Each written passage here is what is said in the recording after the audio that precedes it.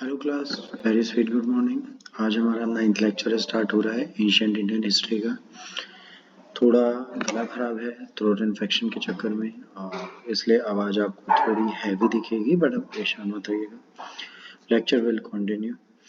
Post Mauryan empire में सबसे important चीज़ है कि जैसे आपको मैंने बताया था कि पूरा का पूरा मौर्यन एम्पायर एक बहुत बड़ी टेरिटरियल में जोन में बढ़ चुका था। मतलब जब मौर्य की बात करेंगे तो बेटा वो यहाँ से लेकर ये सारा एरिया कैप्चर करके ऐसे बैठे हुए थे। अब देखिए अलग अलग छोटी छोटी किंगडम्स बढ़ती चली जा रही है ना। तो यहाँ पर क्या हुआ, ब्रेकिंग ऑफ द एम्पायर हो गया। जैसे अशोक मरते हैं वैसे एम्पायर टूटना स्टार्ट हो जाता है और चीज़ें बदलनी स्टार्ट हो जाती हैं। अब उससे पहले हम चलें तो यूपीएससी का नोटिफिकेशन आ चुका है। सीरियस एस्पिरेंट अगर आप हैं तो प्लीज़ इसे समय रहते भर दीजिए, ठीक है। एग्ज़ाम 28 तारीख को है, लास्ट डेट आपकी 21/2 है, तो समय ज़्यादा रह नहीं गया। प्लीज़ जितनी जल्दी हो सके उतनी जल्दी अपना फॉर्म भर दीजिए। और अगर आपके सपने बहुत इम्पोर्टेंट हैं तो आपके लिए टेस्ट सीरीज़ हम लाए हैं जो आपको बहुत सपोर्ट करेगी। इसका चार्ज सिर्फ 5,000 रुपये है। इसमें आपको 60 क्वेश्चंस की टेस्ट सीरीज़ मिलेगी, मतलब 60 डेज कॉन्टिन्यूएशन में चलेगा। 20 फेब से स्टार्ट होगा और 20 मई तक आपका चलता रहेगा। तो 20 फेब से 20 मार्च चलेगा, उसके बाद 20 मार्च से 20 अप्रैल चलेगा और फिर 20 अप्रैल से 20 मई चलेगा। तो अगर आप कायदे से देखेंगे तो 60 ये और प्लस 30 एडिशनल, तो आप 90 टेस्ट सीरीज दे चुके होंगे। That will be very positive for your future and for your exam.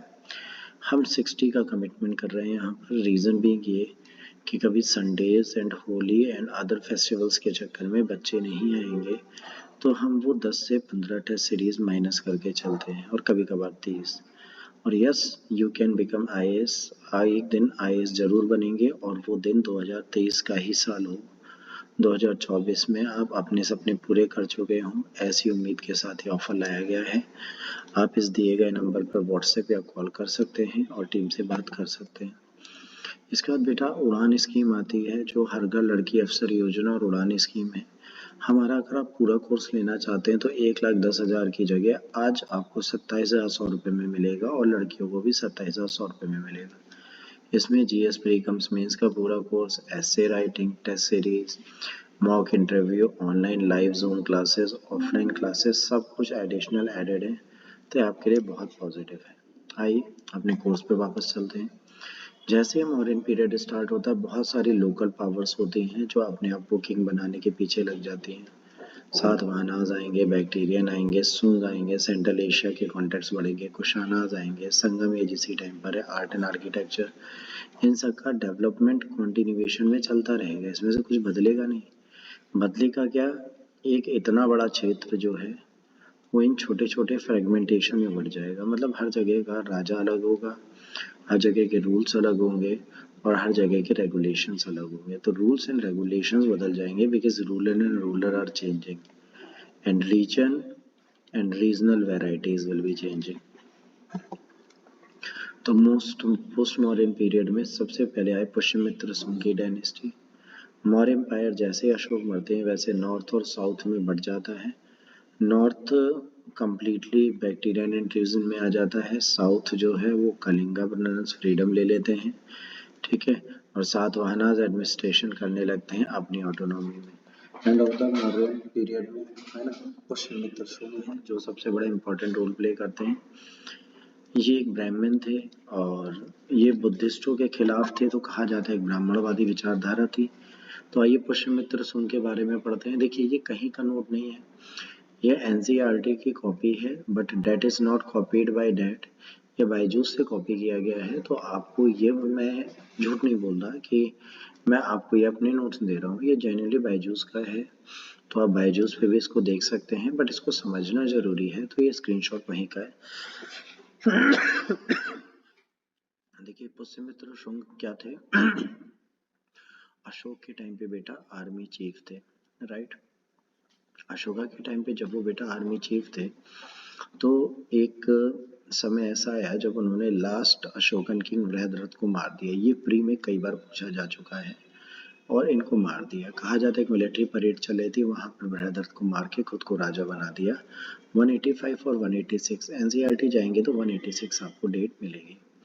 कुछ हिस्टोरियन कहते हैं कि इंटरनल रिवोल्ट चल रहा था लास्ट मौर्यन किंग के लिए और इनको मार दिया गया क्योंकि ये ब्राह्मणवादी थे और ये बुद्धिज्म आइडियोलॉजी के खिलाफ थे। पुष्यमित्र शुंग की भी कैपिटल पाटलिपुत्र थी। इन्होंने 2 ग्रीक रूलर को हराया था, एक मिनेंडर, एक डेमेटरस। मिएंडर की आपको पता है, एक बुक है, आपको पता होगा, ठीक है। मिएंडर वर्सेस नागसेन हुआ था, याद है? मिनेंडर वर्सेस नागसेना चला था, जिसे मिलिंद पन्हु बोला जाता है। ये बुक इन्हीं के लिए लिखी गई थी। इन्होंने फिर एक अटैक इनका था कलिंग किंग खारवेल के खिलाफ, उसको इन्होंने कंट्रोल किया। इन्होंने विदर्भ को जीता। ये ब्राह्मण थे तो कुछ अकाउंट कहते हैं कि इन्होंने बुद्धिस्ट को मारा, कुछ कहते हैं कि जो मुझे 100 सर बुद्धिस्ट खिला के देगा मैं उसे 1000 दिनार दूंगा। बट ये सारी चीजें फेक हैं। लोग कहते हैं कि इन्होंने बुद्धिस्ट को खत्म किया, बुद्धिस्ट स्तूपास को तोड़े। बट अगर अकाउंट को देखें तो स्तूप जो है सांची का और भरूच का, उसका डेवलपमेंट और उसका रेनोवेशन बेटा इन्हीं के टाइम पर हुआ है। जो स्टोन गेटवे सांची का है वो पुष्यमित्र शुंग के टाइम पे बना है। तो कोई ये नहीं कहता कि ये ब्राह्मणों के बुद्धिस्ट के खिलाफ थे। वैदिक सैक्रिफाइसेस अश्वमेध, राजर्षि और वाजपेयी जैसे यज्ञों को इन्होंने परफॉर्म किया है। Pushyamitra Shunga patronise the Sanskrit grammar Patanjali. इन्होंने संस्कृत ग्रामर राइटर थे, ठीक है, पतंजलि, इनको इन्होंने पैट्रोनाइज किया था। ये आपसे एग्जाम में पूछा जा सकता है। पुराण के अकॉर्डिंग इन्होंने 36 साल रूल किया। तो अगर आप 186 को लेंगे और 36 साल देंगे तो 151 तक इन्होंने रूल किया होगा। एज ऑब्वियस 150 करते हैं, 37 ईयर्स हो जाते हैं। तो पुष्यमित्र शुंग जो है बच्चों, वो एक ब्राह्मण है।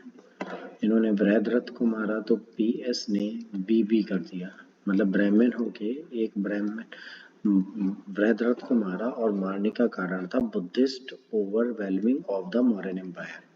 तो पीएस के साथ 3B लगे हैं। क्या? पुष्यमित्र शुंग ब्राह्मण थे, इन्होंने बृहद्रथ को मारा, मारने का कारण था ओवर एम्फेसिस ऑन बुद्धिज्म। इसके बाद अगले आते हैं अग्निमित्र।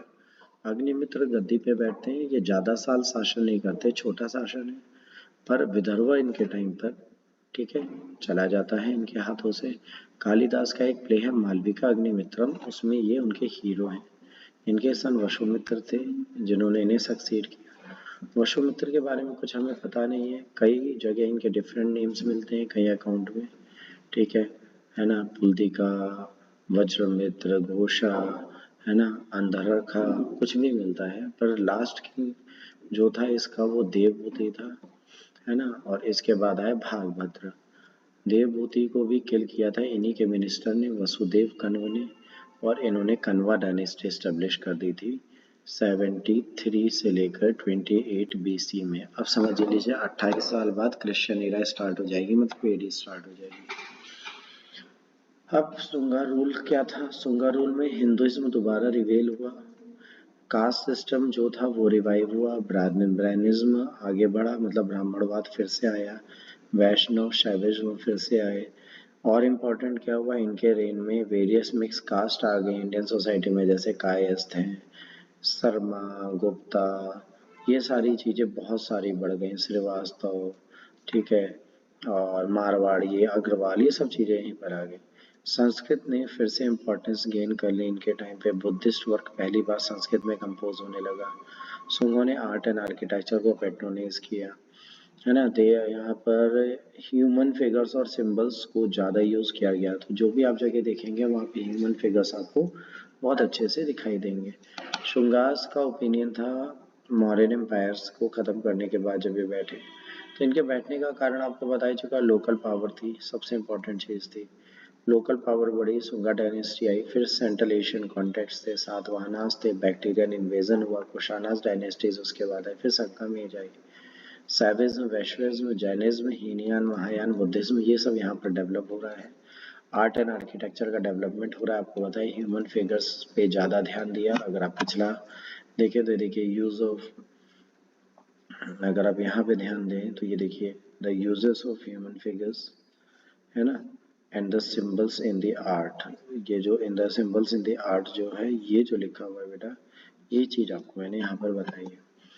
इसके बाद अगर बात करें 5th सेंचुरी बिटवीन में मॉडर्न एम्पायर के जाने के बाद इंडिया में बहुत ज़्यादा क्या हुआ, इनस्टेबिलिटी आ गई। नॉर्थ इंडिया का पॉलिटिकल बैकग्राउंड पूरी तरीके से बदल गया। सुंगा एम्पायर बैठ गया ईस्ट इंडिया में आके, इंडो ग्रीक किंगडम बैठ गई नॉर्थ वेस्ट में, ठीक है।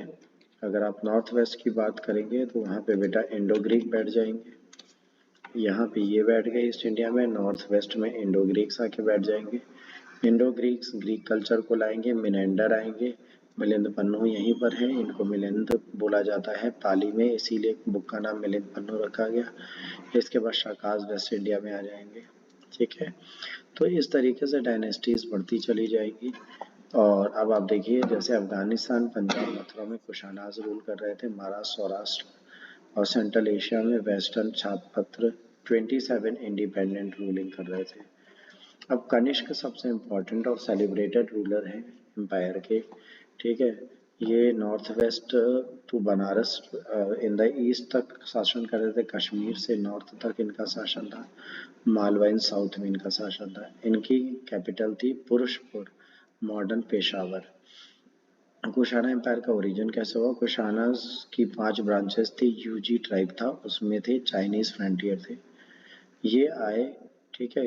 और इस शाखा को कुशिनहाग बोला जाता था चाइनीज सोर्सों में। इवेंचुअली ये डोमिनेंस कर रहे थे यूजीस ट्राइब को, तो ये ईस्टवर्ड बढ़े और प्रति पार्थियंस और शाखास 1st सेंचुरी एडी में यहाँ आ चुके थे। कुशानाज एम्पायर में रूलर थे, है ना, कुजला कैनफेडिस, जिसे कैनफेडिस फर्स्ट भी बोला जाता है, उन्होंने रूल किया, है ना। ये यूजी चीफ थे, इन्होंने फाउंडेशन डाला था कुशानाज एम्पायर का। तो ये आपसे पूछा जाता है किसने डाला था। इन्होंने सुप्रीमेसी काबुल, कांधार और अफगानिस्तान में डाली। इनको इनके सन विमा तकुता और सदाकर्षण ने, ठीक है, एस्थोन को लिया, शासन लिया और इन्होंने इसके एम्पायर को नॉर्थ वेस्ट इंडिया तक फैला दिया। तो पहले आए, कौन आए सबसे पहले? के कैनफेडिस, और उसके बाद दूसरे जो आए वो आए सदा शकना। देखिए ये हिंदूज के नाम आ गए क्योंकि हिंदू ही आइडियोलॉजी अब इनके दिमाग में बढ़ने लगी। अब कुषाण में विम कैनफेडिस पहले आए, है ना। उसके बाद कनिष्क का आपको एक इंस्क्रिप्शन मिलेगा, कनिष्क ने बहुत सारे गोल्ड कॉइन्स इशूज कराए, शिव डिवोटी थे, ये क्लियर क्लेम इनके कॉइन पे मिलता है शिव भगवान का, ठीक है। Large number of Roman gold coin भी फाउंड होते हैं प्रॉस्पेरिटी के, क्योंकि रोमन से इनके ट्रेड चलते थे, तो ये भी दिखता है। देखिए कनिष्क को अगर आप ध्यान से देखेंगे तो इसका फेस जो है वो इंडियन ओरिजिन का नहीं दिखेगा, तो ये फॉरेन ओरिजिन के थे, बट इन्होंने इंडियन रिलीजन और फिलोसफी को इनहेरेंट कर लिया था। तो इनके ग्रैंडफादर जो आए थे उन्होंने इस चीज़ को यहाँ पर इनहेरेंट कर लिया था। कनिष्क की डायनेस्टी कुशाना डायनेस्टी के ग्रेटेस्ट किंग माने जाते विम कैनफेडिस के बेटे थे। अफगानिस्तान, सिंध, इसके बाद पर्थिया, पंजाब, कश्मीर, मगध, मालवा, बनारस, बंगाल, कोटम, इन सब जगह, है ना, इन सब का पूरी डायनेस्टीज चलती थी, है ना। कश्मीर इनके किंगडम में सोचिए उज्बेकिस्तान, क्षमा करिएगा, और तजाकिस्तान भी शामिल था। इनकी मेन कैपिटल पेशावर थी, इसको पुरुषपुर भी बोला जाता है। इन्होंने पाटलिपुत्र को भी कैप्चर किया था और कहा जाता है वहाँ पे बुद्धिस्ट मॉन्क अश्वघोष थे, उनको अपने साथ पेशावर ले आए थे। इनके यहाँ स्कॉलर में परशु, अश्वघोष, वसुमित्र, नागार्जुन, चक्र, मराठा, इन सबको पैट्रोनाइज किया गया था। और एक इन्होंने एक ग्रीक इंजीनियर, है ना, एजिसिलस को भी पैट्रोनाइज दिया था। कनिष्क ने चौथी बुद्धिस्ट काउंसिल कराई थी कुंडलवन कश्मीर में, ये इंपॉर्टेंट है, एग्जाम में कई बार आया है, इसलिए कनिष्क हम लोग पढ़ते हैं। इन्होंने बुद्धिज्म को बहुत टॉलरेंट रिलीजन की तरह देखा। उनके क्वाइंस में इंडियन, ग्रीक और जोरेस्ट्रियन डिटीज का मिक्सर मिलता है। आर्ट एंड कल्चर को भी पैट्रोनाइज किया। गंधार स्कूल ऑफ आर्ट इन्हीं के टाइम पर फ्लरिश हुआ।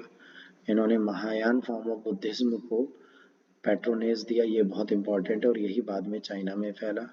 ये कैसे मरे ये किसी को नहीं पता, मतलब the cause of death is not known to any sources, जो हिस्ट्री में उसमें किसी सोर्स में इनके बारे में नहीं लिखा। कुशानास के अचीवमेंट क्या थे? संस्कृत डेवलप होने लगी, फोर्थ बुद्धिस्ट काउंसिल इनके टाइम पर हुई, आशुतोष संस्कृत के सबसे बड़े ड्रामिस्ट उस टाइम पे दिखे इन्हें। इनके टाइम पर 3 distinct schools of art flourish हुए, गंधार स्कूल नॉर्थ वेस्ट में, ठीक है, और 3 डिस्टिंक्ट स्कूल्स और फ्लरिश हुए, अमरावती और मथुरा। इन्होंने ट्रेड पैट्रोनेज किया इंडिया चाइना के बीच में, रोमन एम्पायर का जिसे सिल्क रूट बोलते हैं उस पर इनका कंट्रोल था, और इससे इनके पास बहुत ज़्यादा पैसा था। बुद्धिज्म इसी चक्कर में फैला और बुद्धिज्म कोरिया और जापान तक फैल गया। कई टावर्स बनाए, कई चैट से बनाए, शहर को ब्यूटीफुल स्कल्पचर से डेवलप किया, पैट्रोनेज किया कुशानास किंग ने कई चीज़ों को। कुशानास फॉरेन इन्वेडर्स थे बट वो कम्प्लीटली इंडियनाइज हो गए और इंडियन कल्चर को फॉलो कर लिया। ये कहा जाता है कुशान पीरियड में इंडियन हिस्ट्री एक परफेक्ट है ना फोररनर बन गई गोल्डन एज ऑफ गुप्तास के बाद, ठीक है। जो गुप्तास थे, गुप्तास के लिए एक पूरा का पूरा बैकग्राउंड इन्होंने तैयार कर दिया था कि आप जब आएंगे तो आपके लिए पूरी एक हिंदू आइडियोलॉजी हम लेके चलेंगे। तो अगर बात करें कि पहला सक्सेसफुल हिंदू आइडियोलॉजिकल प्लेस किसने बनाया, तो कुशानास ने बनाया, और हिंदुओं को भी पैट्रोनेज किया एंड ट्रेड एंड कॉमर्स को भी पैट्रोनेज किया। तो ये एक पॉजिटिव चीज चलती है। अब कुशानास का डिक्लाइन, कनिष्क को succeeded by Vashika. Vashika was followed by Huishika and Kanishka second, son of Vashika. Kanishka second was followed by Vasudeva first. Vasudeva first was the last great king of Kushanas. Kushanas के आखिरी महाशासक थे। इनकी डेथ के बाद empire disintegrate होता चला गया और 232 एडी आते आते पूरा एम्पायर खत्म हो चुका था। इस तरीके से खेल के चलते थे। तो इस तरीके से क्या हुआ कि कुशाना डायनेस्टी पूरी तरीके से समाप्त हो गई। हिंदू आइडियोलॉजी को पैट्रोनेज करने वाली डायनेस्टी है। बहुत सॉलिडली इन्होंने हिंदू रूट को डेवलप किया।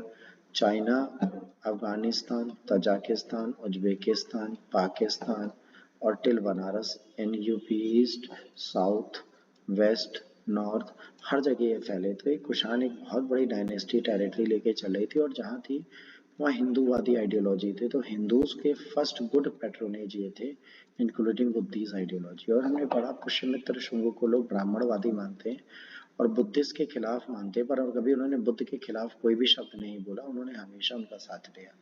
इन्होंने सांची का गेटवे भी बनाया, बुद्धिस्ट मॉन्क को भी सपोर्ट किया, बहुत सारे स्तूपास का डेवलपमेंट कराया। तो ये एक पॉजिटिव अप्रोच इन्होंने दिया। तो जो इतिहास लिखता है हमें उस पर जाना चाहिए, लोगों की कहानियों पर नहीं। इसी के साथ बेटा ये लेक्चर खत्म होता है। होपफुली आपको अच्छा लगा होगा। अपने सपने की तरफ लगे रहें। God bless you all, take care, जय हिंद, वंदे मातरम।